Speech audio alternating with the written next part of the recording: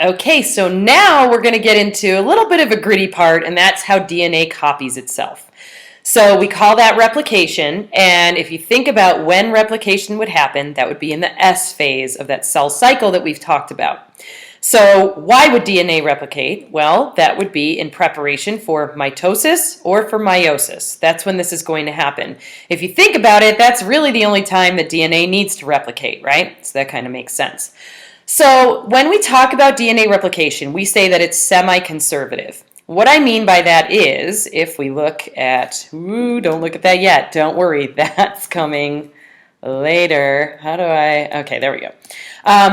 When we look at our original strand, what's going to happen is the strand is going to come apart, and each strand is going to get linked up with a new complementary strand. So you end up with one old strand paired up with a new strand, and the other old strand paired up with a new strand. That's called semi-conservative replication. So it's not that the old one splits, makes a new one, and the new one goes away and the old one goes back together. So you end up with one old with one new, one old with one new. Okay, so that's semi-conservative replication.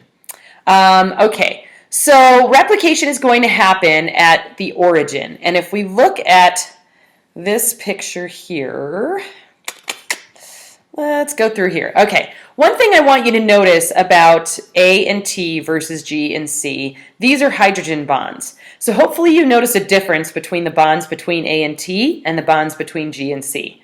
So the big difference is that G and C have 3 hydrogen bonds between them, whereas A and T only has 2. So what's going to happen is the origin of replication is going to happen in an area that's like this, that's really rich with A and T. Now think about why that would be. Well, if they only have 2 bonds, it's easier to break them apart, to split those strands apart. So if we find an area that's rich in AT, we can actually start that unzipping process really easily there. So that's why the origin is going to be in an AT-rich site. Now, we're going to talk about a ton of enzymes in just a little bit. And remember, enzymes are going to end in ASE. So the first one that we're going to talk about, there's a couple of polymerases that we're going to use. And polymerase's job is to make nucleic acids. So it's to make DNA in the case that we're going into right here. They only like to make it in the 5' to 3' direction. They do not like to make it in the 3 to 5 direction. There's also going to be nucleases, and there's endonucleases, which can cut DNA internally and take a little segment out. And then there's exonucleases that can chew away at the ends of DNA. And in later chapters, when we talk about technology, we can get a little bit more into those. So the ones that we're going to be concerned about as far as DNA polymerase is DNA polymerase 3 and DNA polymerase 1.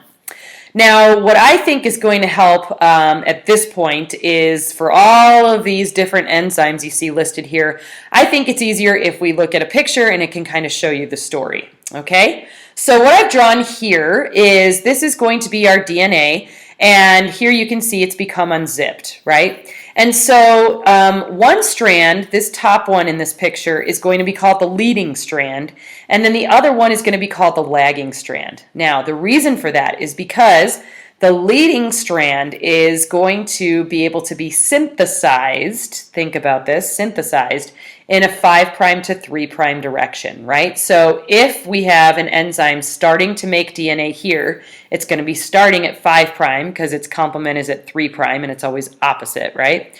And it's going to start at 5' and create it in the 5 to 3 direction, okay? So the leading strand is really easy because it can just keep going as this unzips.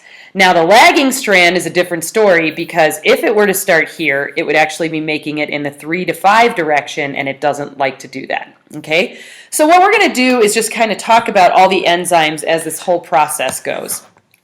All right, so the most obvious thing is that we're going to have some sort of an enzyme that is going to help with the unzipping process, right? So that's going to be this guy right here. And that one is going to be called helicase. The job of helicase is that it's going to unzip the DNA, okay? Now, if you think about it, if we're unzipping the DNA and we're pulling these two pieces apart, all of the stuff that's still together might get tangled up, right? Just like if we had two pieces of rope and we started to pull them apart. So there is going to be an enzyme at the back there, and I will use a different color for this. We'll use this, and that's going to be back here, and that one is going to be called gyrase. And the job of gyrase is to keep it from tangling back here as it's spinning as we undo it, okay? Now, another thing that's going to be an issue is I don't like that color. Okay, as the DNA is starting to unzip, what's going to happen is these open areas are going to be exposed. Now, before, they were all happily bonded. So now they're going to want to react with anything that comes by. So there's going to be this stuff. Oh, no, that's not the color I wanted. I want that color, like that. Okay. And so these guys are going to kind of put a little cap on here. And that's going to be called single-strand binding protein. That's too long to write out for all the other things we're going to have. So the job of single-strand binding protein is it's going to cover those up temporarily so they don't react with stuff that they shouldn't. All right. Now let's go up to the leading strand and talk about how we want to make a complement of this strand. Now, that would be great, but as you know, if you've ever painted, you need to prime before you paint. And that's the exact same thing that we have to do here. So we're going to actually set down, oh, that's terrible. You can barely see that. We're going to go to a different color for that. Orange, there we go. Okay, so we're going to have an enzyme that is going to make this thing called a primer. All right, this is a primer, and this is called primase. And the job of primase is to make a primer. That makes sense, right? And so one thing I want you to know about this primer is that is made of RNA, not DNA, and that's going to come up a little bit later. All right, so now let's get our, we'll use a color close to that, our DNA polymerase. Okay, so here's our enzyme called DNA polymerase 3.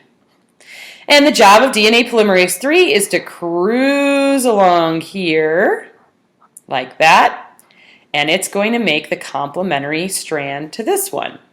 That's its only job, is to just make DNA. All right, so that's lovely. That's going along there. Now, let's talk about this lagging strand. We've got an issue because we cannot just keep going like this top one was. We can't just go in this direction.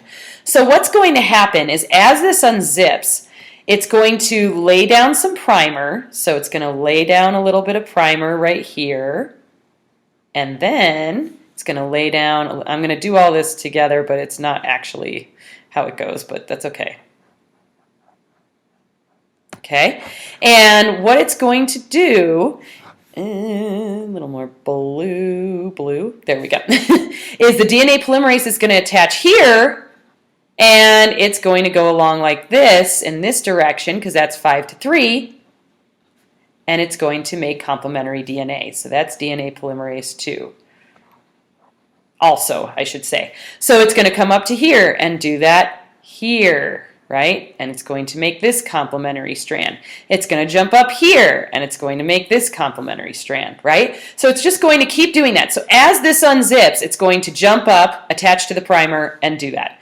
Now, a couple of things. How many times has this top strand been primed? Once, right? The bottom strand is continually being primed, right? As this unzips, it's going to jump up and do a little bit more of that priming. All right, so now let's just talk about this area that we've exposed right here. Now, one big issue that hopefully is sticking out to you is we couldn't just leave and say, okay, the DNA has been copied, and that's because we still have chunks of RNA. All these orange chunks are RNA, and we need them to be DNA. So there is going to be an enzyme called DNA polymerase 1, and you know what, I'm going to do this in just a slightly different shade so you can keep track. And the job of DNA polymerase 1 is to replace that RNA with DNA, okay? So I'll put that there, DNA polymerase 1. Okay, and so its job is to replace that DNA. Now, oh, I got to do this one too. And I need to erase a little bit. That is too big. Okay. I want to just erase this little spot right here. Okay. Now we are in business. Sorry about that. Okay. So now we've got that, right? So now everything's looking a little bit better, but the issue I still see is that there's a gap, right? We need to close that gap. We need to do a little connection. So I'm going to try and get a little bluer here. And so there's going to be an enzyme that is going to connect all of these pieces. And that enzyme that does that is going to be called DNA ligase. The way I remember that is ligase links. So ligase links these little pieces together. Now, one thing that I have not named, and we should talk about it, and I'm just going to circle it because we're done with our drawing basically, is going to be the fact that these were done in little fragments, right? There was like this little fragment, that little fragment, and this little fragment. So those are going to be called Okazaki fragments. And Okazaki fragments are only going to be found on the lagging strand because it's going in the wrong direction, okay? So they will not be found on the leading strand. So that's basically the whole story as far as how DNA replicates. So let's just go through it one last time to make sure it makes sense. So leading strand done continuously, pretty simple. We put down our primase. Primase is going to put down the primer, which is made of RNA, and then the polymerase 3 can connect to it and start to make the complementary strand. What's doing the unzipping is the helicase. Gyrase is keeping it from tangling back there. And then we have single-strand binding protein covering all these little pieces up until the polymerase makes it there. The lagging strand is a different story. What's going to happen is that primase is going to jump up, make a little bit of primer, then jump up, make a little bit of primer, jump up, make a little bit of primer. And as it's doing that, polymerase 3 can then jump up and make little pieces, which are called Okazaki fragments, in the 5' to 3' direction. Then what's going to happen is DNA polymerase 1 is going to come in and it's going to replace that RNA with DNA. And then ligase is going to come in and actually link all of the pieces together. So that's DNA replication in a nutshell. Definitely take that in. I will also post a video that the textbook gives us that can help us a little bit more with this as well.